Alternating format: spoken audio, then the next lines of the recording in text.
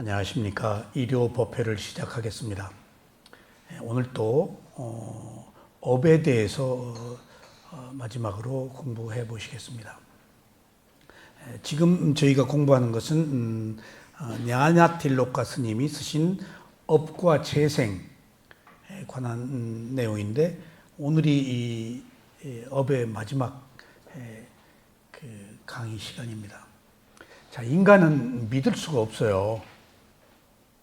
왜 인간을 믿을 수가 없을까요? 선심과 불선심을 가지고 선업과 불선업을 행한 결과로 우리가 살고 있는 것은 선과보심과 불선과보심으로 살고 있어요. 이건 함께 있어요. 선한 마음, 선하지 못한 마음이. 그래서 못 믿는 거예요. 이 과보심은 자기 의지대로 되질 않아요. 물려받은 거라서 그대로 살아야 돼요. 그래서 믿을 수도 없을 뿐더러 나라고 할 것도 없어요. 내 마음도 아니에요. 과보가 지배하는 마음이에요. 그걸 업에서 소상히 우리가 알 수 있는 거예요. 그럼 업은, 우리가 배운 업을 요약하자면 의도가 있는 행위잖아요. 그러면 우리가 의도가 있는 행위가 있고 의도가 없는 행위가 있다는 얘기예요. 근데 여기서 의도가 없는 행위는 뭘까요? 사는데 필요한 기본적인 행위. 그러니까 꼭 의도를 일으키지 않아도 생명이 사는 데 따라서 생기는 여러 가지 행위. 그런 것들은 업이 아니에요. 그러면 업은 뭘까요? 의도가 있는 행위는? 그 업은 반드시 두 가지 경우에 하네요. 여기서 우리가 업의 지배를 받고 산다는 사실을 알 수가 있어요. 그 의도가 없는 행위는 우리가 몸과 마음을 가지고 살면서 생기는 기본적인 어떤 그 마음의 움직임들, 그런 것들은 내 의도와 상관없이 살아야 되니까 지금 필요한 거잖아요. 근데 그거 외에 의도가 있는 행위일 때가 업인데, 그 의도가 있는 행위가 딱 두 가지로 구별돼요. 선업과 불선업이에요. 지금 모두에 말씀드린 처럼 우리가 믿을 수 없다는 것은 내가 선한 마음도 가지고 있고 그래서 선과보도 있고, 선하지 못한 마음도 가지고 있고 그래서 선하지 못한 과보도 있는데, 이게 내가 당초에 선업과 불선업이 있어서 받은 과보심이기 때문에 믿을 수가 없다는 거예요. 그리고 그게 내 마음도 아니고, 지금 내 마음대로 살고 있는 게 아니고 과거의 행위란 그 선행과 불선행의 과보로 받아서 산다. 그러니까 업은 이제 밝혀졌어요. 뭐로? 좋은 마음, 나쁜 마음, 선심, 불선심으로 선행과 불선행이 업이다. 그 외에는 업 아니다. 근데 우리는 모든 의도가 선행과 불선행에 국한돼서 살아왔단 말이에요. 놀라운 일이에요, 이건. 그래서 그거 그대로 받은 거예요. 그걸 오늘 조금 더 자세하게 어떻게 그 업이 우리 의식 속에서 생성되어서 과보로 왔는가, 마지막에는 보니까 오늘 그 얘기예요. 그래서 지금 내가 사는 게 아니고 업의 과보로 사는데, 그건 과거로부터 이어져 온 어떤 습관적인 것, 정보가 이어져 온 것, 물려받은 것, DNA를, 그것이 인과 응보예요. 그래서 거기에 생긴 그 과보심이 우리를 지배해서 또 살고 있기 때문에, 그 과보심으로 또 행위를 하고, 또 선과보심이면 선한 행위, 불선과보심이면 불선 행위를 하고 산다고요. 어떤 흐름에. 모든 사람이 12연기의 윤회의 사슬에 매여서 그러고 사는데, 이제 붓다가 그걸 깬 거예요. 있는 그대로 알아차려라. 그러면은 불선 과보가 그냥 단지 작용만 하는 마음이 되어서 새로운 업을 만들지 않는다. 그것이 괴로움을 벗어나는 유일한 길이다 라는 출구를 제시한 겁니다. 그러니까 업은 딱 업이라고 하면 이미 두 가지 중에 하나다고요. 근데 두 가지는 항상 붙어 있다고, 또 선업, 불선업. 이게 시시각각 교차한단 말이에요. 시시각각. 그러니까 이걸 조건 지어졌다고 하는데, 우리가 우리 의지대로 살 수 없는 것이 이미 이런 과거에 행한 업의 과보로 잠재의식으로 살고 있기 때문에 내 의지가 여기서 반영될 수 없다. 내 의지를 반영하는 것이 이제 부처님이 가신 길이다. 그래서 업은 선업과 불선업 두 가지다. 그렇게 한번 요약을. 업이라고 그러면 딱 두 가지 중에 하나다. 그렇게 이해를 하시기 바랍니다. 자, 오늘 교재 업의 종류입니다. 지난 시간에 업의 종류를 나라다 마하테라 스리랑카 스님이 쓰신 오직 그대 자신을 등불로 삼아라에서 업의 종류에 대해서 자세히 설명을 했어요. 그리고 오늘 야나 보니까 스님이 하신 업의 종류를 한번 요약된 겁니다. 한번 다시 살펴보시죠. 빨리 경전에서는 과보를 받는 시기에 따라 세 가지 유형의 업을 말하고 있습니다. 현세에서 과보를 받는 업, 다음 세계에서 과보를 받는 업, 그 이후의 생에서 과보를 받는 업의 세 가지가 그것입니다. 업의 종류가 당장 받는 것, 그 다음에 다음 생에 받는 것, 기다리고 있다가 아무 때나 나타나는 것. 제가 지난 시간에 말씀드렸죠. 저희 어머니 묘를 잡는데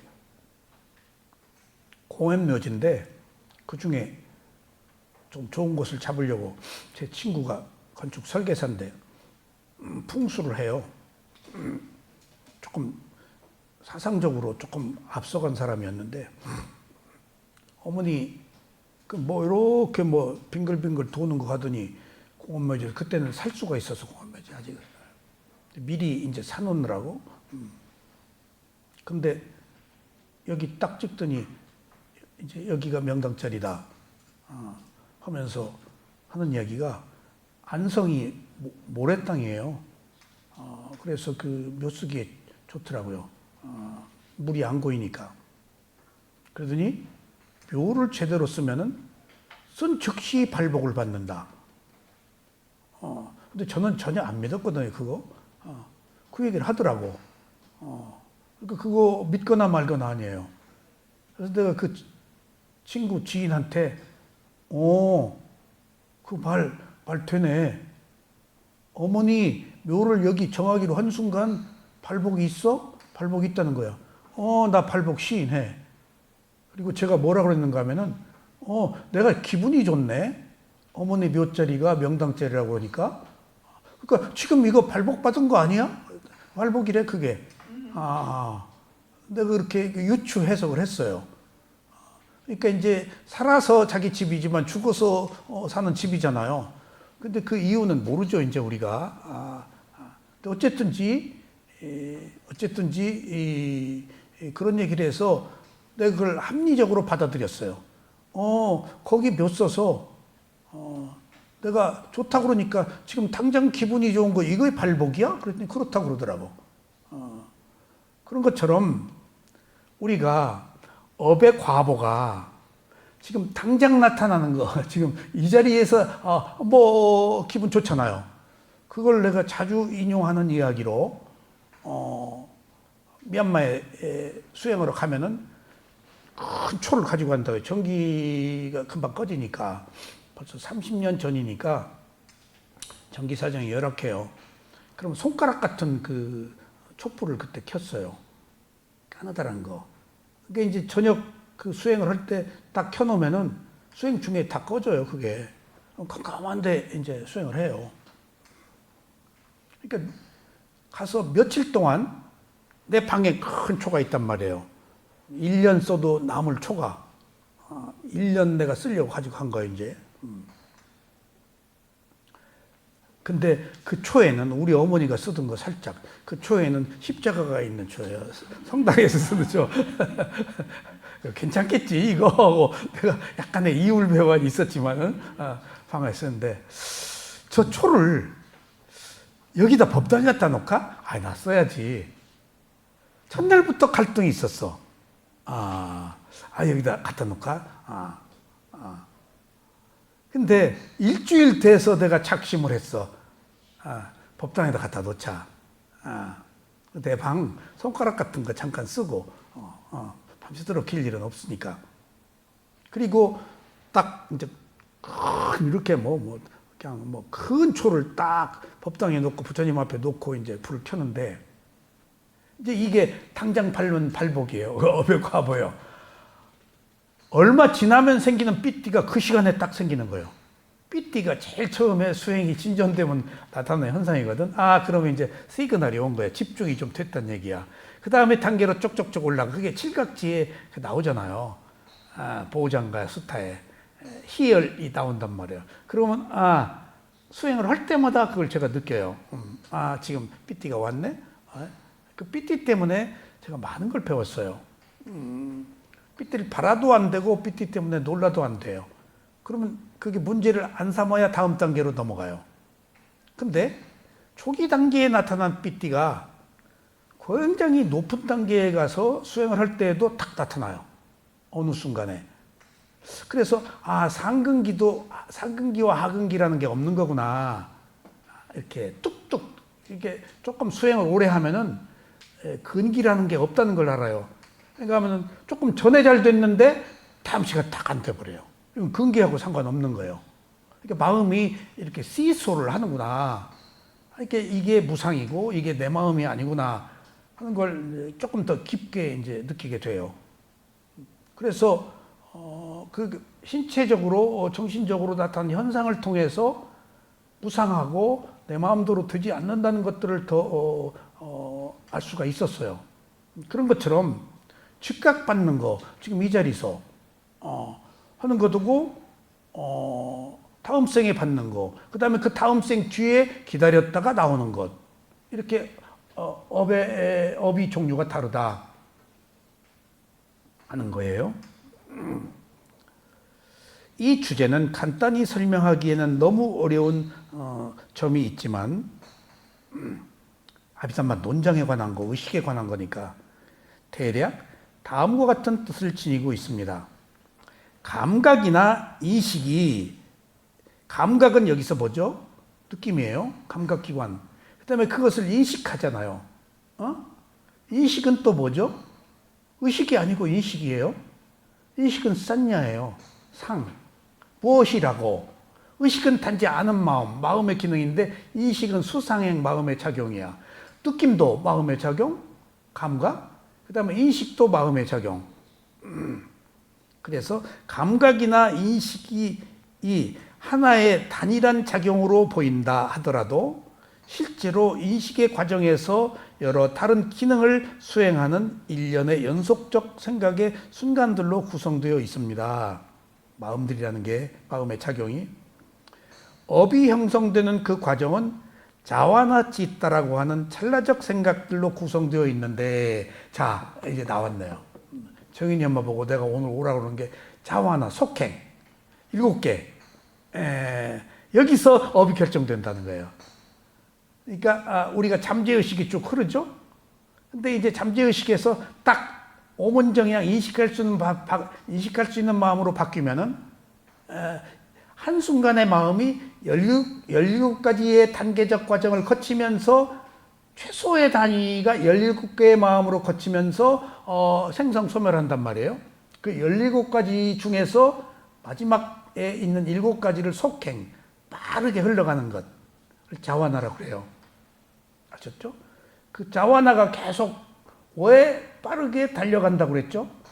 이제 이거 부수적인 겁니다만은 우리가 공부했죠?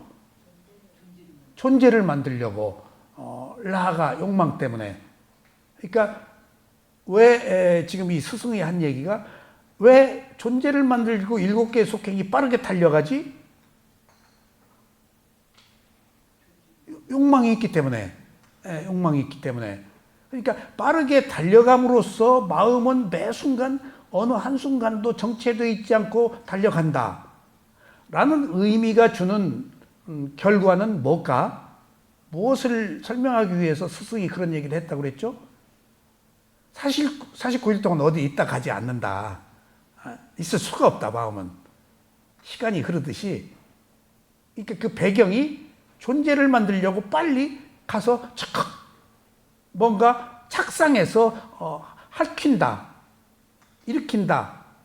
그 난자가 자궁에 딱 핥혀서 칼날라라고 착상하는 거거든요. 그게 풍파를 일으킨다, 뭐 핥힌다, 스크라치를 내는 것처럼 빨리 달려가서 착 붙는 거예요. 그게 존재를 만들려고 하는 거예요. 왜 이런 이유 때문에 그 밀교에서 말하는 49일 동안 어디에 있다가 가지 않는다 하는 의미가 포함되어 있는데, 그런 의미 외에 여기서 이제 지금 자와나 속행에서 선업과 불선업이 생기고, 업이 선업과 불선업이니까 7개의 마음 중에, 그러니까 그게 7개의 마음 중에 어떤 게 현재 즉시 받는 과보고 어떤 게 다음 생에 받는 과보고, 7개 중에서 어떤 마음에 업이 생겨야 때때로 나타나는 거, 스탠바이, 기다리는 업인가를 지금 여기 설명하는 거예요. 그러니까 우리는 상상을 초월한 얘기죠. 부처님이 하시면 아니면 이런 얘기를 할 수가 없죠. 그래서 자와나 찌있다 라고 하는 찰나적인 생각들로 구성되어 있는데, 이 생각들은 전광석화처럼 빠르게 연속적으로 일어납니다. 이러한 찰나적인 생각들 중 첫 번째 찰나 생각은 7개 중에 첫 번째예요. 자와나 속행. 현생에서 과보를 맺고 받 거죠. 그러니까 딱 자와나 7개 중에 딱 생긴 선업이든 불선업이든 그때 딱 생긴 의도가 있는 행위는 이 생에서 받는다는 거예요. 이 생에서. 마지막, 그러니까 7개 중에 첫 번째는 이 생에서 받고, 마지막에 7번째, 마지막 찰나 생각은 다음 생에서 과보를 맺으며, 다음 생. 이걸 누가 알겠어요? 그 둘 사이에 있는 5 순간들의 생각들은 그 후에 생에서 과보를 맺습니다. 그러니까 그 후에 기다리고 있는 거예요. 이제 이생, 첫 번째는 이생, 금생. 다음에는 다음 생, 그 다음에는 가운데 5개. 거기서 만들어진 업이 기다리고 있다는 거예요. 이게 우선순위가 있는 거죠. 금생과 바로 다음 생에서 과보를 맺는 두 종류의 업은 가끔 과보로 드러나지 않을 때가 있으나,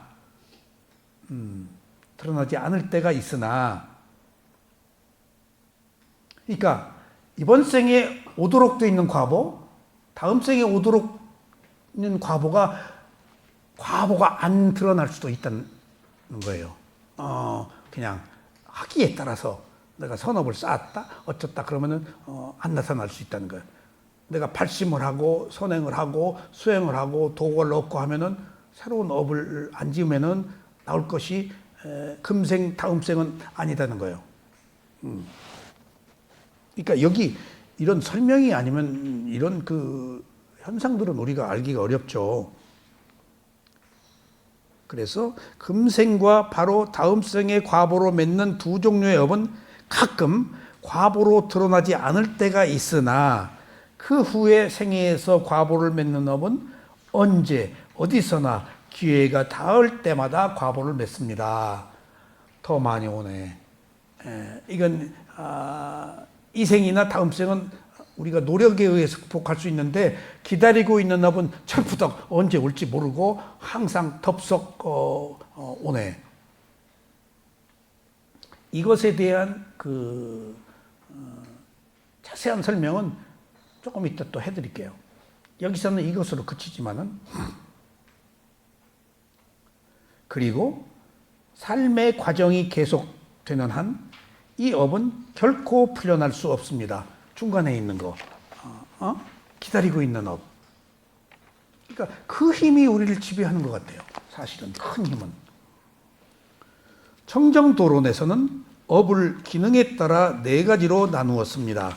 발생업, 그 다음에 지원업, 그 다음에 방해업, 파괴 업이 그것인데 이들은 모두 선업일 수도 있고 불선업일 수도 있습니다. 업은 무조건 선업과 불선업이니까 둘 중에 하나가 오는 거예요. 이게 모르는 거예요, 누구도. 선업이 많은 사람들은 선과보가 많이 올 거고 불선업이 많은 사람들은 불선업이 많이 오겠죠. 여기서 이 업이라는 게 그런 거예요. 선업으로 지위를 얻었어도 다음에 불선업이 치고 들어오면은 그 지위 국가의 매국노가 되고 역적이 되고 감옥 가요. 역사의 기록이 돼요. 그러니까 좋고 나쁜 게 없어요. 그래서 좋은 것이란 시작도 좋고 중간도 좋고 끝도 좋아야 돼요. 근데 많은 사람들이 시작은 좋았지만 끝이 안 좋은 사람, 시작이 좋았지만 끝이 안 좋은 사람, 시작이 안 좋았지만 끝이 좋은 사람 다 달라요. 근데 업이 끊어진 사람은 시작도 중간도 끝도 다 좋은 거예요. 그러니까 업의 영향을 안 받기 때문에 선과보 불선과보가 없기 때문에 그래서 이런 그 업들이 다 선업일 수 있고 불선업일 수 있습니다. 자, 하나씩 봅시다. 발생업은 임종순간에 지배적이 되어 다음 생에 결정하는 업으로 발생업. 그러니까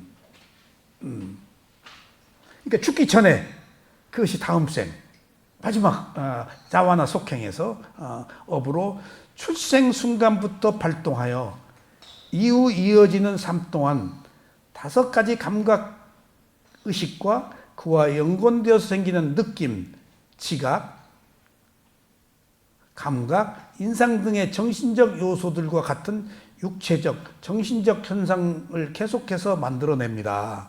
계속해서. 그리고 지원업은 발생업. 선한 일이건 악한 일이건 간에 평생 동안 일어나는 모든 일을 그 속성에 따라 도와서 계속 일어나게끔 지원합니다. 그러니까 그 계속 지원해 주네. 그러니까 발생하고 또 뭔가 지원하는 업이 있네. 계속해서. 이게 지원업이 뭐죠? 우리가 오온을 가지고 있어요. 오온을. 그럼 탐욕성내 어리석음의 에너지로 윤회하거든요. 번뇌로 윤회해요. 우리들의 연료는 번뇌예요. 그럼 번뇌가 어느 정도 불이 타요. 그럼 연료가 떨어져요. 오온을 가지고 사는데. 그러면은 이제 이 번뇌, 탐욕성내 어리석음도 힘이 있잖아. 그러면 어느 정도 힘을 쓰면 소진되지. 근데 연료가 떨어져가. 그럼 거그렁거그렁의 자동차가 기름 떨어져서. 근데 뭐가 연료를 붓지? 또 자가 발전해요. 탐욕성내 어리석음이 또 욕심 부리고 또 좋아하고 미워하고 하는 것으로 연료를 또 넣어요. 그러니까 지금 우리가 계속 좋아하고 싫어하는 것은 내가 가진 연료의 용량 한계가 있을 때 내가 또 좋아하고 또 싫어해서 연료를 넣는 거예요. 누가 연료를 넣어요? 내가 넣는 거예요. 연료를. 이게 지원하는 거예요. 계속 연료를. 이게 중요한 사실이에요. 지금 내가 연료 떨어지면 아이고 나 죽었다. 이제 날 잡수. 다 포기해. 이제 나 저항하지 않겠어. 하고 그대로 가면 깨달음인데 거기서 또 부활을 해. 네가 그럴 수 있어? 원한을 갖고. 거기서 트러블, 마찰을 일으켜요. 가만히 순응하지 않아요. 그걸 트러블이라고 그래요. 번뇌가 트러블을 일으켜요. 거기 유일하게 개입되는 게 뭐예요? 자존심이에요. 아이덴티티. 네가 나를 무시했어? 요새 뿌냐짜리님이 그런 거 없어? 남편이 내가 아팠는데도 뭐 이렇게 모른 채 그러진 않지. 그러지 말라고 하는 거예요. 그러니까 거기서 스크라치를 내는데 그것이 분노가 스스로 자발적으로 무시당했다. 이게 자존심이 가장 나쁜 거예요. 서푼어치 값도 없는 거예요. 값싼 알량한 자존심이 연료를 공급시키는 거예요. 나를 분노의 연료를, 번뇌의 연료를. 그게 자존심으로 유발되는 거예요. 그게 자아예요. 자아. 그래서 자, 지원업은 선한 일이건 악한 일이건 평생 동안 일어나는 모든 일의 그 속성에 따라 도와서 계속 일어나게 지원을 합니다. 연료 공급하는 거죠. 그다음에 방해업은 선한 일이건 악한 일이건 발생업에 의해 생겨나는 모든 일을 그 속성에 따라 방해하여 계속 하지 못하도록 합니다. 방해해버려. 선한 일을 할 때 악업이 방해하고, 악업이 방해할 때 선한 업이 방해하고, 방해해. 끊임없이. 예. 그러니까 쉽게 말하면은 내가 불선행을 할 때, 예? 어떤 이제 어떤 위파사나 수행자가 하는 법문이나 인터뷰로 내가 불선행을 하도록, 선행을 하도록 하면은 불선행이 방해받는 거지. 내가 그리고 선한 일을 하려고 하는데 어떤 나쁜 친구가 꼬임에 빠지도록 유도하는 것은 선행이 불선행에 방해를 받는 거지. 그게 유발과 자발이 있는데 그런 끊임없는 어떤 조건들 속에서 우리가 살아요. 하여튼 안팎으로 다 방해를 해요. 내 마음도 방해하고 남에 의해서도 방해를 받아요. 꼭 반드시 남이라고만 생각하지 마세요. 안팎이 다 똑같아요. 안팎이. 책임은 나예요. 남이 방해를 한다 하더라도 내가 안 받아들이면 끝이에요. 이게 수행이에요. 결국은 내가 책임진 거예요. 친구가 나빠서 내 아들이 나쁜 짓 했다? 아니에요. 내 아들이 받아들인 거예요. 유발은 됐더라도 책임은 자발에 있어요. 안 받아들일 수 있잖아요. 좋아서 받아들인 거예요. 나쁜 친구 탓 아니에요. 자기 아들 탓이에요. 자, 파괴업은 마지막이에요. 자신보다 약한 업은 없애고 오직 자신의 선업이나 악업의 과보를 받게 합니다.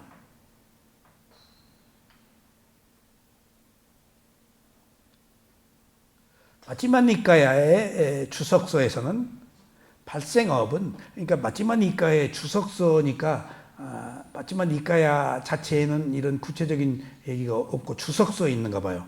지금 저희가 쌍유타 니까야 공부를 하고 있는데 스리랑카 스님이 쓰신 쌍유타 니까야 주석서를 가지고 공부를 해요.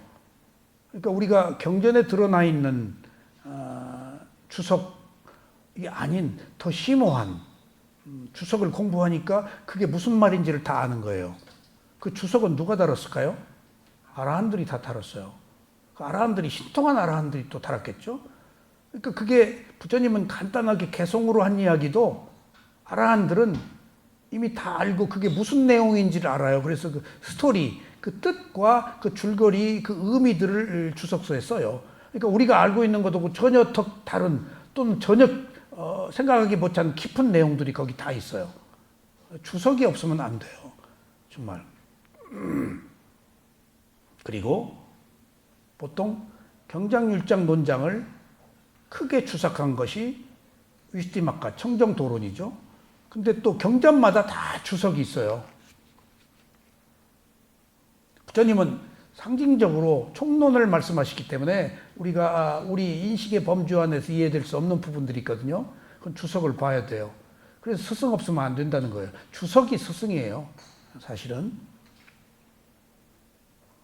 그래서 마지막 니까야 주석서의 발생업은 농부가 파종을 하는 것에, 지원업은 물을 끓여들여서 비료를 주며 논밭을 살펴보는 것에, 방해업은 흉작을 가져오는 가뭄에, 그리고 파괴업은 수확을 완전하게 망치는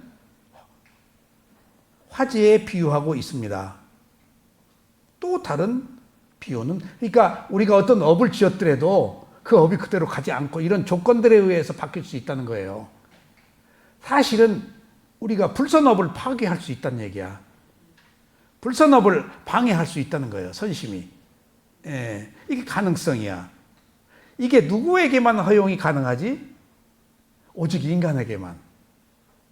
31개의 존재의 세계에서 인간만 바꿀 수 있다고. 그래서 인간에서 붓다가 나오는 거예요. 그래서 31개의 존재의 세계 중에 다들 마음을 가졌잖아. 가장 강력한 마음을 가진 생명은 뭐라고? 인간이에요. 시궁창에서부터 천상까지, 해탈까지 다 가지고 있어요. 누구도 인간의 마음을 능가하지 못해요. 그러니까 인간은 대단한 거예요. 선택할 수 있다는 것. 그런데 사실은 인간은 선심과 불선심 중에서 사실은 무명을 원인으로, 과거의 무명을 원인으로 현재 가래를 동반자로 살고 있기 때문에 사실인즉슨 불선심이 더 많아요. 무명이 지배하니까. 근데 인간으로 태어났을 때는 불선심이 많지만은, 퍼센테이지를 따지기는 뭐하지만은 불선심이 있어서 많아서 태어난 거야. 그런데 희귀하게 제한된 사람이 무명을 지혜로 바꾸면은 불선심보다 선심이 많아지는 거지. 그게 아라한 깨달은 자예요. 한정된 사람만 그 길을 간다고 부처님이 그러셨어요. 사실은 이런 구체적인 분류를 누구도 못하죠. 부처님이니까 하셨죠. 지금 여기서 하는 이 얘기들을 우리가 인식의 범주 안에서 어떻게 이런 이야기 할 수 있겠어요? 못하니까, 위 없는 깨달음을 얻어서 모르는 게 없는 분이니까 다 디테일하게 이렇게 설명하신 거예요. 자, 그래서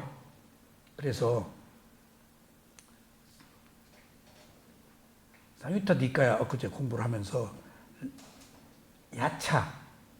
야차를 중국에서는 귀신이라고 그러는데, 상자불교에서는 귀신이라고 안 하고 야차를 깡패, 그 악한 그 천상의 천신인데, 그 얘기에 제가 깜짝 놀랐어요. 그 배드민턴 금메달 받은 여자가 누구지? 에? 안세영. 안세영이 야차래. 올림픽 금메달 받은 게 야차래.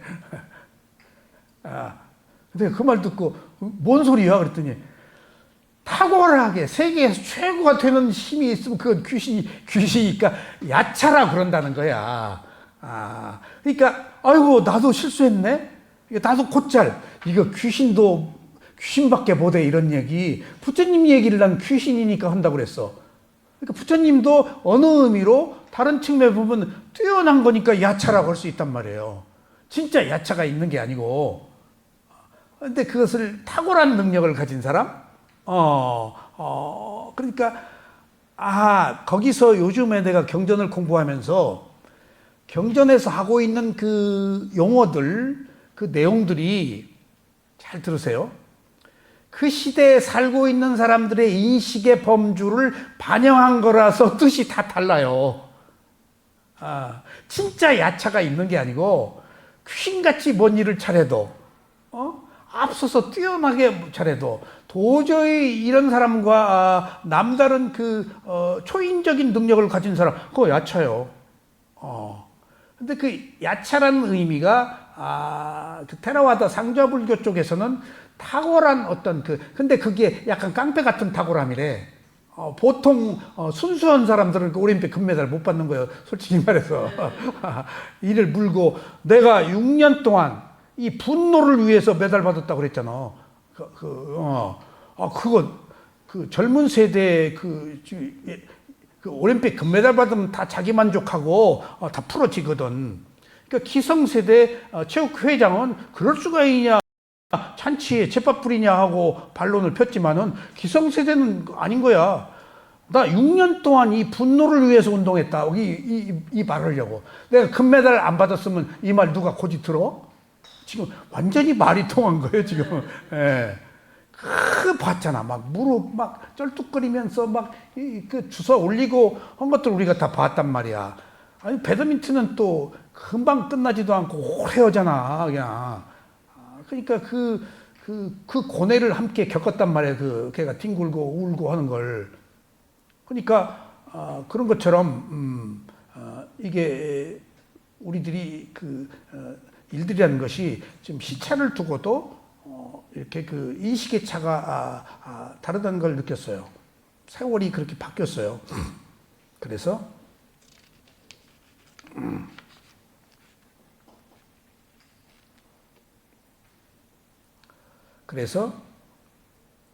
이렇게 비유한다.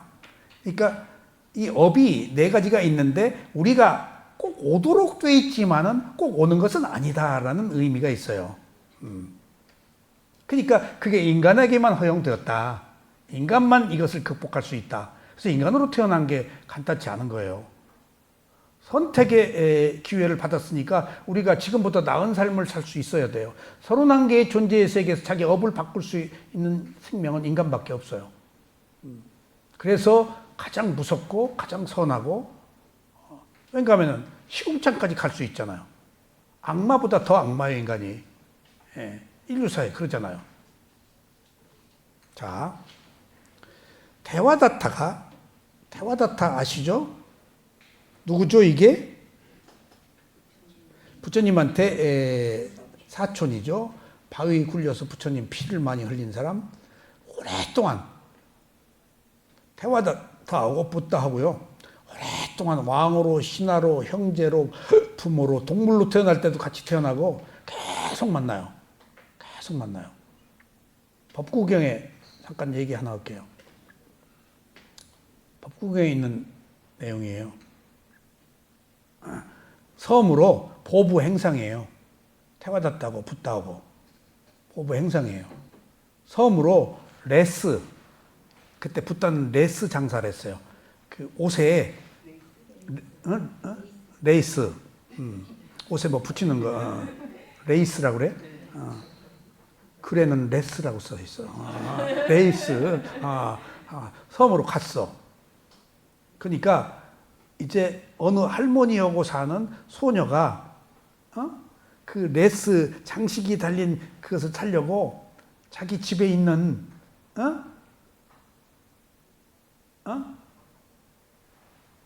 그 오래된 찻잔을 가지고 딱 바꿔달라고 그랬어. 막 때가 묻고. 근데 테발다타가 먼저 갔어. 소녀를. 보니까 이렇게 만져보니까 그게 금이네. 금잔이야. 때 끼어서 거기선 이게 자기가 가진 모든 물건을 다 주고도 바꿀 수 없는 거야. 근데 테와다타가 욕심이 나서 이거 뭐 아무 값도 없다. 이거 가지고 뭐 바꾸려고 그러냐. 그리고 한 바퀴 돌아와서 이제 조금 주고 가져가려고 갔어. 근데 그 뒤에 그 붓다의 천생이지, 고타마 천생이 딱 가서 보니까 이렇게 보니까 그게 진짜 금이네. 그리고 자기가 가진 물건을 다 주고 그래서 받고. 그리고 이제 이렇게 돌아오는데 테와다타가 그 집에 가니까 당신은 이거 아무것도 아니라고 그러는데 이거 다 주고 바꿨다. 그러니까 막 열불이 나. 그래서 그 고타마 시달타 그 과거 전생을 죽이려고, 무식히 내가 먼저 찍었는데 네가 이걸 뺏어갔어? 하고 막 부두로 쫓아갔는데 배가 이미 강을 들어서 저기 가고 있어. 야, 너희 개새끼 섞어라. 그러니까 그 외에도 테와다타하고 우리 붓다하고 오랫동안 별의별 관계로 다 만났더라고. 이 생에서도 만난 거야. 이 생에서도.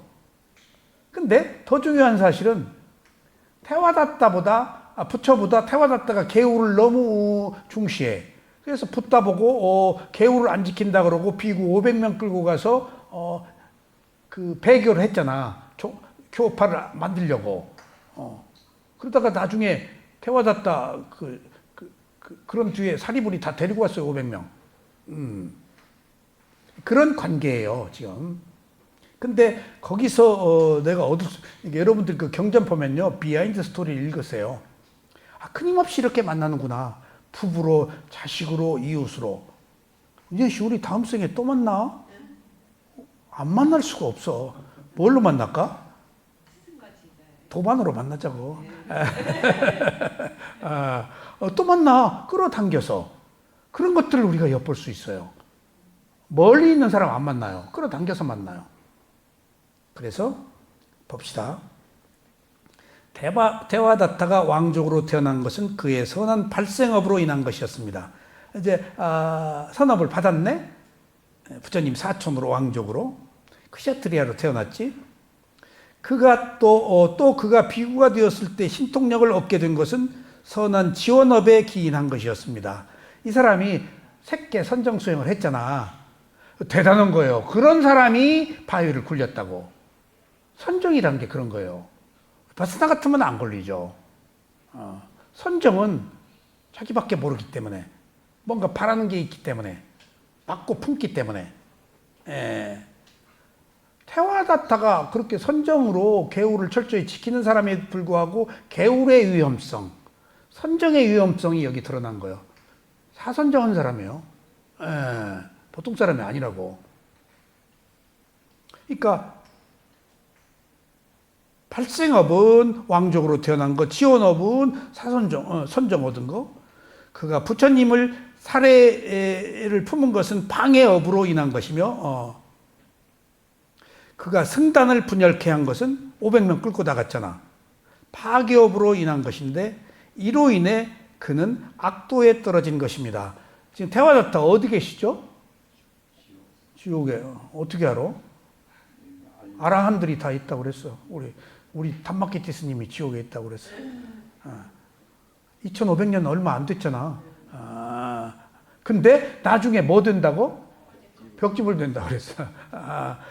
선과보와 불선과보, 지금 불선과보를 받아 지옥에 있지만 선과보가 있으니까. 지금 팔생업이 선과보가 있다고. 지금은 그 업이야. 그러니까 우리가 누구를 볼 때 프로세스 과정으로 보자는 이야기가, 지금은 불선업으로 나쁜 짓 했어. 동정으로, 연민의 정으로 불쌍히 여겨야 돼요. 모르고 하거든. 지금 우리 시대에 욕을 먹는 몇몇 사람들이 있다고 하더라도 모르고 하는 거예요. 어떻게 알면 그럴 수가 있을까요? 더 가속도가 붙잖아요. 그러니까 나는 불쌍해 죽겠어. 우리들이 고통은 겪지만은. 그런 거예요. 어느 과정에서 배역하고 있는 거야. 그 사람 없어. 배역이야. 삐에로야. 그 업의 과보를 경험하고 지금 실천하고 있는 거야. 그러니까 그것은 어느 의미로 낱낱의 개인의 업이기도 하지만은 세속에서는 우리 모두가 공유하는 업이 될 수밖에 없죠. 여기서 공업은 안 따지지만은 세속은 공업이 있어요. 출세간에는 없지만은 공업인 거예요. 찍었잖아. 우리가 선택했잖아. 근데 여기서 한 가지, 나쁘다고 그래서 파괴하고 부수고 하는 것은 이제 방해업이지. 근데 그런 점에 있어서 옳은 건 옳고 그른 건 그르다고 그렇게 세상 사람들은 정의란 이유로 말할 수 있는데, 그 중에서 어떤 지식인 한 분이 그런 얘기를 하는데, 이렇게 보는 중도적 시각도 또 필요하구나 하는 것을 내가 느꼈는데, 어떤 진보의 대표적인 지식인이 TV에 나와서 대담을 하는데, 요새는 안 나오시대요. 우리나라가 남보기에 창피하다 이거야. 세워놓고 끌어내리고, 세워놓고 집어넣고, 이거 나 그만 두라고 오고 싶은데 그만 두라고 오기도 남보기도 뭐 방법 없을까? 뭐 좋게 끝나는 방법 없을까? 약간 지식인의 고뇌를 보고, 저 사람이 참 지식인이구나.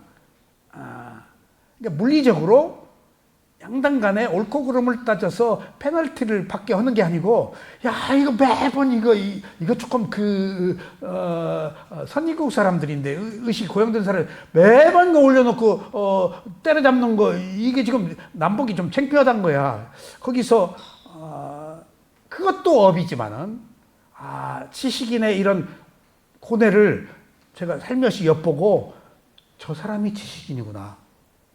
그런 극단이 아닌 그런 것들을 우리가 이 시대를 살아가면서 우리가 가져야 될 중도적 관점이 저거구나. 나쁘다고 좋다고 양당 간에 옳고 그름을 따지지 말고 어떻게 하면 합리적으로 이것을 수습할 것인가.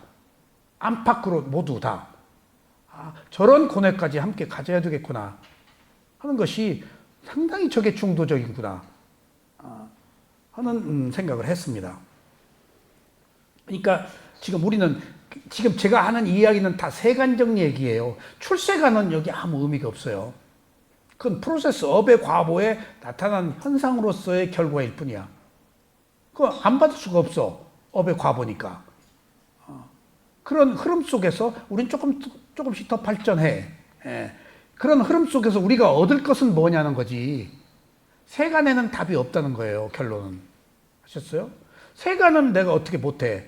나 하나라도 괴로움을 해결하자는 겁니다, 출세간에서. 그게 부처가 추구하신 길이에요. 세속이 어떻든지 그건 세속의 업이에요. 세속이 효미 씨가 가지고 있는 자식과 이웃과 남편과 부모와 의정부에 있는 자식 맡아주는 부모와 세속적 관점에서 생기는 문제들은 세속이야. 거기 답 없어. 내가 있는 그대로 가르쳐서 나와 남을 분리해서 호련히 나는 그 탐진치에서 벗어나면 나는 자유야. 그러니까 그것이 세속과 출세 간의 관계예요. 세속은 불가피 필요하되 세속에 발을 담그고 푹닥거리지 말고 그것으로 벗어나는 것. 있는 그대로 알아차려서 무상고부하라 알아서 호련히 내가 벗어나는 것, 이 길밖에 없다는 것이 부처님의 길이에요. 이게 담마의 길이에요. 진리의 길이고. 세속의 문제에서 답을 얻으려고 하지 마세요. 그러니까 전혀 개념이 다른 거예요. 이게 이 출세가는 누구도 이해를 못해요. 근데 부처님은 이것밖에 답이 없기 때문에 이 길을 선택하라고 한 거예요. 이것이 아닌 다른 길이 없다. 그러니까 나 혼자라도 빠져나와? 저만 안 해? 근데 부처님이 나 혼자 빠져나와서 자기 혼자 호련히 지금 자유를 누렸나요? 같이 다 누웠잖아요. 나 혼자 빠져나와서. 내가 먼저 빠져나와야지 남한테 주지. 예? 이런 문제가 있어요. 그러니까 저만 알아? 소승은 저만 알아가 아니고 먼저 나부터 알고 난 뒤에 내가 안 것들을 그 지혜를 남과 공유하면 되잖아요. 근데 먼저 나부터가 빠지면 안 된다고요. 중생부터, 대중부터, 집단부터, 우리 가족부터, 우리 남편부터 안 돼. 나도 해결 못 하는데 누구를 내가 해결해. 남은 불가능한 거예요. 오직 그 업은 내 업은 나밖에 해결 안 돼요. 부처님도 예수님도 소크라테스도 맹자, 남의 업 개입 못해. 이야기해 줄 수 있지. 뭐라고. 그게 담마예요. 이야기해 주는 게. 자기 몸과 마음을 있는 그대로 알아차려는 것. 아셨죠? 그러니까 세속에서 답을 얻으려고 하지 마. 흠이. 하나의 담마, 현상, 대상이야. 아셨죠? 효미가 문제가 있어서 그런 게 아니고 가장 지혜를 얻기에 스파크 튀기듯이 반딱반딱 하기 때문에 빨리 지혜를 얻으라고. 이 짧은 글에서 주석서에 나타난 업의 복잡한 구분을 상세하게 기술하기란 어렵습니다. 본 논의에서 강조하려는 것은 다음과 같은 점입니다. 재생에 관한 불교적 가르침은 어떤 영혼이나 잘하는 실체가 있어서 윤회를 한다는 것이 아닙니다. 업의 과보로, 재생 연결식으로, 그다음에 잠재의식으로. 궁극적인 의미에서 자라고 할 만한 것은 존재하지 않고 다만 계속해서 변하는 정신적, 육체적 현상의 과정만 있기 때문에 여기서 중요해요. 무엇만 있다고? 정신적, 육체적. 아셨죠? 꼭 우리는 두 가지 문제를 안고 있어요. 정신적, 육체적 문제. 근데 보세요. 보세요. 여러분들은 제가 지금 이렇게 법문할 때 제 행동에 대해서 모를 거예요. 저도 몰랐어요. 제가 틱장애가 있어요. 나도 몰랐어요. 가끔 이래요. 이래요. 잘 보세요. 나도 법문한 거 한번 보고 이래요. 이래요. 이 틱장애예요. 틱장애가 언제 왔냐? 여기서 저기서 낑깡을 먹고 낑깡을 누가 제주도에서 사왔다고 놨더라고요. 법문 끝나고 다 간 뒤에 배가 고파서 낑깡을 먹었어요. 조그마한 거 그 탱자 같은 거 먹고 나서 조금 있으니까 스멀스멀한 거야. 스멀스멀한 거야. 그러니까 여기저기 반점이 돋는 거야. 온몸에 반점이 돋는 거예요. 걸어가기가 힘들어요. 그래서 내가 저쪽 소방서가 여기 있잖아요. 119 전화해서 나 지금 큰일 났다. 병원 좀 데려다 달라. 어디냐? 여기 청호불교만 했대. 불교문화 했대. 어때? 여기서 얼마 안 되니까 저쪽 걸어가래.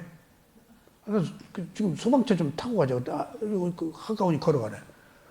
간신히 진땀을 내고 병원을 갔더니 온몸에 발진이 도는 거예요. 10곳이. 그러더니 인계를 꼽든가 뭐 5분마다 심장을 체크하든가 막 위험하다고 발작하다가 죽는다네. 우리 집에다가 빨리 집에다 연락하라고 집에서 왔죠. 그러더니 5분마다 심장 체크하고 이게 보통 일이 아니구나. 그런데 내가 이렇게 자진이라 그러나? 이게 몸이 감당을 못 하니까 이제 자진으로 이제 푸는 거예요. 이제 이렇게 그 발작이 이게 자진이. 예. 이렇게. 그러니까 알러지예요, 그게. 예. 알러지가 그렇게 내가 물어봤어. 내가 죽습니까? 그랬더니 기다려 보세요. 죽지는 않겠습니다. 예. 내가 지금 이게 죽습니까? 그러니까 자꾸 심장 체크를 하더라고. 그래 나중에 5분 조금 있다 하고 조금 있다 하더니 나중에는 심장 체크하는 게 더디게 하더라고. 그러더니 나중에 일단 입원하고 그럴 줄 알고 준비하라고 그랬지. 한 2시간 됐는데 가래. 닌겔 맞고 저쪽에서 그랬어요. 그 뒤부터 내가 어떤 현상을 받는가 하면 새가 나무 위에 앉았을 때 가만히 안 있고 탁 꽁지를 계속 이러는 거 봤어요. 날아가려고 생명의 위험을 느끼니까 본능적으로 어떤 존재의 위험을 느끼는 거야, 새들은. 그런 것처럼 나도 모르게 지금 내가 일종의 그런 게 있는지를 몰랐어요. 근데 이 법문하면서 내가 가끔 이래요. 그 특장이에요, 일종의. 정신적으로 어떤 육체적으로 이미 생긴 거야. 육체적으로 틱이. 그게 몸에 입력이 돼 있는 거예요, 지금. 이런 식으로 말이지. 근데 이 몸에 이제 알러지니까 몸에 의해서 일어난 것이 마음에 영향을 줬겠지? 근데 내가 무속인들이 입신할 때 보면 이런 자지러지는 걸 느껴요. 마치 내가 작은 파동을 일으키듯이. 그것은 마음이 몸에 집중을 할 때 입신하는 현상이에요. 마음이 몸에 영향을, 몸이 마음에 영향을 주거든, 상호적으로. 반드시 소스라치게 딱 이런 걸 무속인들이 반드시 느껴요. 그게 집중이에요. 그러니까 삐띠가 그런 거 일종의 삐띠가 착 올 때 어떤 전율 같은 게 있거든요. 그러니까 내가 그런 그 틱이라는 것이 일종의 정신적으로 오는 것일 경우에는 삐띠일 수 있어요. 삐띠가 딱 정신적으로 오면은 삐띠가 정신에서 몸에 영향을 미치는 거거든. 탁 이런 전율이 일어나거든.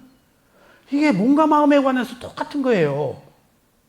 서로 주고받는 영역. 그래서 반드시 육체적, 정신적 두 부류로 한 인간은 나눠요. 몸과 마음으로. 육체가 관장하는 영역과 정신이 관장하는 영역이 있어요. 나는 그걸 무속 공부를 5년간 했었기 때문에 무속인들이 막 신 내리멀 때 막 이렇게 자지러지고 막 하는 거 느끼죠?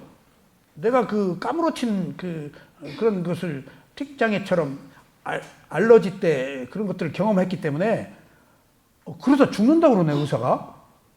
감당이 안 되면. 그 딩기를 맞은 거예요. 낑깡 먹고. 그게 뭔가 알레르기 일으켰는가 봐요. 그러자 옛날에 미얀마 갈 때는 태국 공항을 트랜지트 했어요. 그래서 거기서 몇 시간 기다렸다가 양곤 비행기를 갈아탔는데 여기서 태국 가는 비행기에서 닭고기 하실래요? 뭐 하실래요? 그래서 생선을 달라고 그랬죠? 비행기 식사. 생선을 거기다가 레몬즙을 하잖아요. 레몬즙을 쭉 했지. 태국 공항에 가서 발진이 나는 거예요.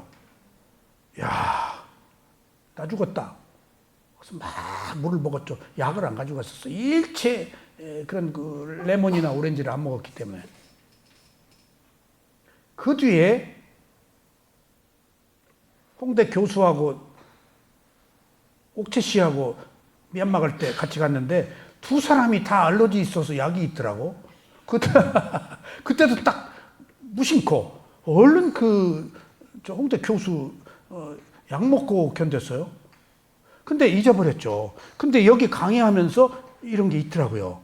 아, 남아있구나. 근데 가만히 내가 어느 샤만이 누구 하는 것을 내가 이따금씩 보거든요.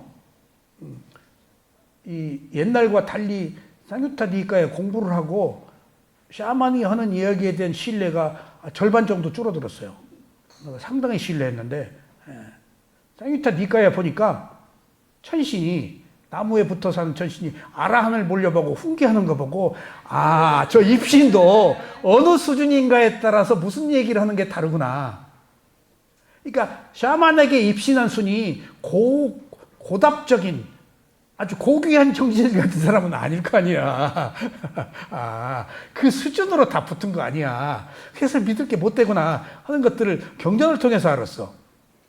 그러니까 나쁜 천신이 아니야. 나무에 붙어있는 천신이. 좋은 천신이야. 근데 아라한테 훈계를 하는 거예요. 너 왜 그 집에만 가서 그 여자만 빠치고 사냐. 밤만. 그러니까 그 아라한이 나는 번뇌를 끄는 사람이다.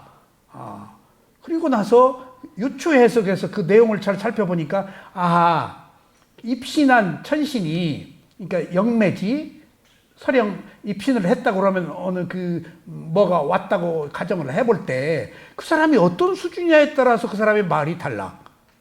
우리가 근데 더 위험한 것은요. 잘못 걸리면 가산 탕진해요. 안 좋은 영이 와봐요. 그 얘기를 샤만들이 스스로 얘기해요. 함부로 굳어지 마라. 함부로 보지 말아라. 다 악마들이다 하는 이야기를 스스로 또 해요. 자기는 안 그렇다는 얘기지. 그러니까 바꾸어 얘기하면 우리들이 자기 문제를 해결하려고 뭔가 의지할 때 그 의지하는 대상의 정체를 모르고 아이고 나 살려주십시오 하는 경우란 말이야. 그것들이 의미가 없어요. 그냥 당해요. 죽지만 않으면 돼. 시간 지나가면 기회 있어요. 금방 모면하고 해결하려고 하지 마요. 그러니까 거기서 여러 각도로 보는데 그러니까 지금 여기서 제가 얘기하는 것은 정신적 현상과 물질적 현상 12연기 안에서도 굉장히 중요해요. 12가지가 몸과 마음이잖아요. 이건 물질적 현상이다, 정신적 현상이다. 원래 불교에서는 물질적 현상을 무시해요. 그리고 마음만 해요. 함에도 불구하고 몸은 있잖아요. 몸 이거 무시 못합니다. 몸 무시 못해요. 지금 아무리 정신이 고귀해도 몸이 다운돼 버리면 이 정신이 힘쓸 수 없어요. 함께 가야 되는 거예요. 우선 하는 것은 정신이지만은 그래서 여기서 지금 중요한 것은 물질적, 정신적 현상이 있다. 꼭 분리해서 보세요. 나를, 이건 물질적 현상이다, 정신적 현상이다. 그래야 내가 없어져요. 조금 분해하는 거예요. 남편이 지금 물질적으로 요구하는 것이야. 남편이 정신적으로 요구하는 것이야. 애들도 물질적인 것, 정신적인 현상. 두 가지로 분리되어 있다. 아셨죠? 그래서 이것을 정신적, 육체적 현상의 과정이라고 봐라. 함께 두 개가. 그래서 사념처에서도 신수신법이니까 몸, 마음, 그 다음에 느낌, 법. 몸과 마음이 함께 들어가지 않으면 우리는 구조적으로 자신의 문제에서 벗어날 수가 없어요. 근데 더 중요한 사실은 보세요. 마음은 있죠? 몸을 이끄는 거예요. 근데 마음만 있으면 어떻게 될까요? 공중에 붕 떠요. 현재로 와야 돼요. Here and now. 지금 이 순간으로 와야 돼요. 그건 몸이에요. 아셨죠? 그래서 몸을 중요하게 여겨야 돼요. 몸이 근거하지 않은 마음은 공중에 떠버려요. 수행도 그래요. 수행도. 제가 마음 알아차리는 수행만 계속 하고 있었더니 공중에 붕 떠서 허당에 이먹고 하고 있는 것 같더라고요. 뭔가가 수습이 안 되고 허공에 떠 있고. 그래서 마음본 수행자들이 너무 지나치게 마음 그러는 것들에 대한 위험을 일부는 모르는 사람도 있어요. 그것을 마음 보는 수행의 대가인 저희 쇠우민 사야도가 저한테 깨우쳐 주셨어요. 너 왜 몸을 소홀히 하냐? 그 스승한테서 들었기 때문에 더 그 얘기가 중요했던 거예요. 그래서 제가 사념초 수행을 원만하게 할 수 있었던 거예요. 정말. 마음 본 수행을 누가 할지도 몰라서 못하지만은 한다 하더라도 거기 치우치면 안 돼요. 왜냐하면 고답적인 거거든. 예. 그러니까 항상 몸을 소중히 여겨야 돼요. 그래서 사념처가 필요하다라는 것을 꼭 잊지 마세요.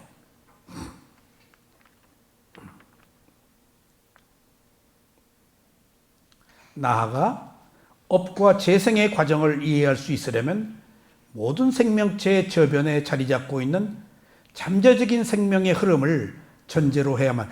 잠재적인 생명의 흐름이 뭐지? 바원같이 있다. 그것이 우리를 지배하고 있다. 업의 과보. 잠재적 생명의 흐름이 잠재적 생명의 흐름이라고 한 것은 뭐지? 무상. 흘러간다. 변하면서 동일하지 않다. 잠재의식이 계속 흘러간다. 그것이 우리의 과보심이야. 근데 그 잠재의식 속에 뭐가 있다고? 선과보심과 불선과보심이 있다고. 그럼 보세요. 이제 마지막으로 우리가 업을 행해요. 의도가 있는 행위. 근데 여기 선업과 불선업이 있죠. 그 뒤에 온 결과가 뭐죠? 업의 과보. 과보는 이 순간에 몸과 마음이 있어요, 없어요? 몸도 있고 마음도 있죠. 그럼 업과 과보가 왔어요. 그럼 우리가 생긴 것은 과보예요. 과보에는 몸과 감각기관과 마음이 있어요. 근데 과보에서는 우리를 바꿀 수 있어요, 없어요? 물려받은 거라서 못 바꿔요. 몸이 들어가 있기 때문에. 그럼 우리가 대상으로 해야 될 것은 업과 과보와 과보심에서 바꿀 수 있다고. 과보심은 물질이 없어요. 마음만 있기 때문에. 과보심이, 잠재의식이 과보심이거든요.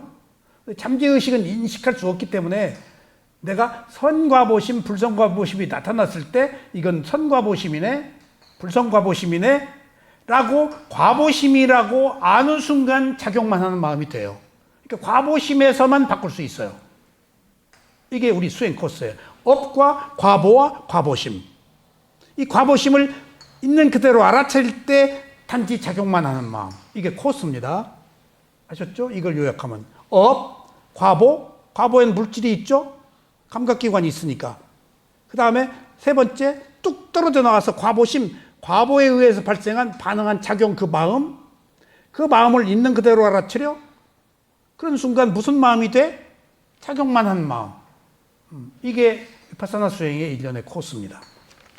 자, 오늘 지난 시간에 마무리하는 게 업이 작용하는 시간에 따라서 업을 분류해 보면 시간이에요. 첫 번째. 즉각 효과를 미치는 업, 현법, 현세의 과보를 현세에서 받는 업. 그 다음에 다음 생에 계속해서 효과를 미치는 업. 다음 생에 받아야 할 업, 생수업이라고 그럴까. 그 다음에 무제한적으로 효과를 미치는 업, 언제나 계속된 업, 연속된 업, 다음 생에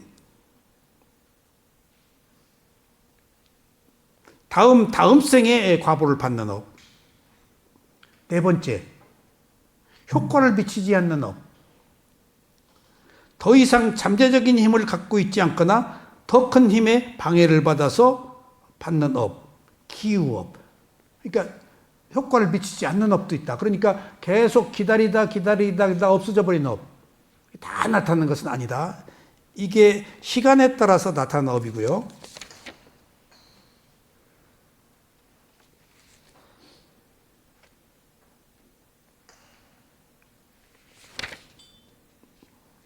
기능에 따른 업.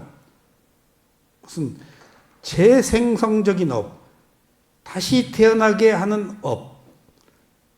다시 태어나게 하는 업. 그 다음에 지지하는 업. 작용하지 않는 전생의 업의 작용. 지지, 보강, 도움, 강화, 유한, 격려. 그 다음에 반작용하는 업. 방해하는 업. 우리가 지금 얘기했죠. 그 다음에 파괴하는 업. 해치고 파괴해서 상처를 입혀서 못 일어나게 하는 업. 이것은 업이 이렇게 구분이 있다. 우리가 그 한 것이 바로 여기에 해당되죠. 그 다음에 우선적인 과보에 따른 것은 첫째, 비중이 큰 업. 도덕적, 비도덕적. 선정수행을 했거나 해탈을 한 것은 도덕적인 것. 그 다음 비도덕적인 것은 살인한 거. 그래서 비중이 가장 큰 업을 제일 먼저 받는데요. 살인하는 건 가장 크고 수행하는 거 가장 먼저 받아요. 비중이 제일 큰 게. 그러니까 어떤 무게냐 어떤 힘이냐에 따라서 제일 먼저 오는 업. 그러니까 수행빨이 최고지. 선업은. 불선업은 살인이 최고고. 그 다음에 죽는 순간의 업. 죽는 순간의 업은 가까운 업이라고 그랬어요. 그러니까 우선 가장 비중이 큰 것은 선행과 불선행이 가장 크고 그게 없을 때 죽는 순간의 업. 효미 씨는 수행을 했으니까 가장 비중이 큰 업이 오겠네? 죽을 때 괜찮겠네? 그게 없으면 죽는 순간의 업이 다음 차례야. 세 번째는 습관적인 업. 그게 과보야. 잠재의식. 습관적이다. 일상에. 그대로 가. 누구 비난하거나 뭐 어쩌거나 그 다음에 축적된 업. 축적된 업. 이런 것들이 차이가 난다고 그랬어요. 네 번째는 마지막이에요. 이제 악업이 없어요. 선업만 있어요. 마지막 분류는 과보가 일어나는 영역에 따른 것이다. 감각세계에서 짓는 행위의 악한 행위, 욕계. 감각세계에서 짓는 선한 행위, 욕계. 형상세계에서 짓는 선한 행위, 색계. 형상이 없는 세계에서 짓는 선한 행위, 무색계. 그럼 여기 업의 종류에서 빠진 건 뭐가 있지? 업이 사라져버린 것, 아라한들은 이 속에 안 들어가지. 이 속에 안 들어가요. 그러니까 욕계, 선한 욕계, 선한 욕계가 인간하고 욕계 천상. 그 다음에 지옥, 축생, 악귀, 아수라는 선하지 못한 욕계. 그 다음에 색계, 무색계. 자기가 헌대로 가는 업의 과보대로. 그렇게도 분류를 하는데 여기서 빠진 것 하나는 아라한이 되면 자 보세요. 업이 있다고 그랬죠. 선업과 불선 행위. 그럼 다음에 이 업의 과보가 선과보, 불선과보로 몸과 마음이 만들어지죠. 그 다음에 이 몸과 마음에서 반응한 과보심이 따로 떨어져 나오죠. 몸과 마음에서 못 바꿔요. 여기서 반응한 우리가 터치할 수 있는 부분은 과보심에서 바꾸는 거야. 왜? 선심, 불선심, 과보심, 작용만 하는 마음, 네 가지 마음 중에 과보심에서 작용만 하는 마음으로 바꿀 수 있다고. 딴 데서는 안 돼. 이 마음에서 왔다 갔다 해야지. 예. 그러면은 과보심에서 있는 그대로 알아차리면은 뭐가 돼? 단지 작용심. 단지 작용심은 업이 있어 없어? 업이 없기 때문에 이 아라한의 마음, 붓다의 이 업은 이 업의 종류에 소속이 안 되지. 저 밑으로 떨어져 버린 거지. 느낌에서 가래로 가지 않고 윤회가 끝난 사성제의 길로 간 거지. 이게 해탈의 자유예요. 그러니까 적어도 우리는 옳건 그르건 간에 내가 하는 모든 행위는 선행과 불선행 둘 중에 하나인데 선악을 옳고 그름을 좋고 싫음을 따지지 않고 있는 그대로 알아차리는 것만이 유일한 출세간의 길이며 우리가 추구해야 될 단 하나의 길이에요. 이 길이 아니면 안 돼요. 업을 끊는 길은. 괴로움을 해결하는 유일한 길이 단지 있는 그대로 보는 상태에서 그 마음이 좋다 싫다 않을 때 단지 작용만 하는 마음이 되어서 업이 사라져가지고 우리가 지구의 행복을 얻을 수 있다고요. 아셨죠? 해탈의 행복. 근데 그 행복이 세간의 행복은 뭐고 출세간의 행복은 뭘까요? 세간의 행복은 감각적 욕망이에요. 출세간의 행복은 뭐죠? 열반이에요. 탐진치 번뇌가 끊어진. 그러니까 지난 시간에 상이탄니카의 법문 시간에 한 얘기가 마지막입니다. 부처님 보고 당신 귀신이냐고 물었죠? 나도 부처님 보고 귀신이라는 얘기 많이 했어요. 네. 왜냐하면 귀신이 아니고서 할 수 없는 얘기들이야. 상징적으로 귀신이네 하는 것을 이제 빨리 야차라고 한다고 그래요. 아니다. 당신 인간이요? 아니다. 아니다. 라고 그래요. 계속 물었잖아요. 나도 그것을 전에 읽었는데 깜빡 잊어버렸어. 부처님의 답변을. 그러니까 당신 도대체 누구요? 그러니까 뭐라고 그랬을까, 부처님이? 붓다라고 그랬어. 붓다. 효미 씨, 붓다가 무슨 말이야? 깨달은 자. 번뇌가 사라진 자, 번뇌가 없는 자란 말이야. 탐진치가 없는 자. 그러면은 천신, 악귀, 야차, 뭐 누구, 모든 소크라테스, 누구, 예수님은 뺄게. 윤회하는 모든 사람들은 번뇌가 있어 없어? 예수님도 재림하겠다고 하셨어. 번뇌가 없는 자만, 탐진치가 없는 자만 윤회가 끝나. 업이 없어서. 그러니까 붓다는 뭐 한 자야? 탐진치 번뇌가 끝난 자라서 해탈의 자유를 얻은 자란 말이에요. 그게 붓다 아는 자란 말이에요. 무상고부활을 알아가지고. 아셨죠? 그러니까 그러기 위해서는 우리가 지속적으로 세상의 일들이나 나의 일들에 대해서 옳다 그러다 했잖아요. 옳다고 하고 있네, 그러다고 하고 있네라고 바꾸자고 이제. 옳다 그러다 안 할 수 없거든요. 그럼 옳다 했을 때 내가 옳다고 했네, 미워했을 때 미워했네, 그러다고 했네 라고 하나씩 벗어나자고요. 그게 있는 그대로 보는 마음입니다. 그게 해탈입니다. 직접 우리가 실천할 수 있어요. 난 그래서 요새 미운 사람을 불쌍한 사람으로 바꿨어요. 자기도 어쩌지 못해서 그래. 어떡할 거야? 함께 가야지. 난 동거해야 된다고 봐요. 같은 공간 안에서 함께 살 수밖에 없어요. 싫다고 미워하거나 배척하거나 그 사람 업이야. 어쩔 수 없는 공동체 안에서 함께 할 수 있지만은 이미 어쩔 수 없는 공동체로 묶여 있다면 그 또한 업이야. 받아야 돼. 그 피해를. 안 받을 수가 없어. 적어도 인간으로 태어난 이상, 어떤 조직 안에 있는 이상. 받아들이는 길밖에 달리 방법이 없어. 그걸 있는 그대로 알아차리는 거예요. 아셨죠? 오늘 여기까지 말씀드리겠습니다.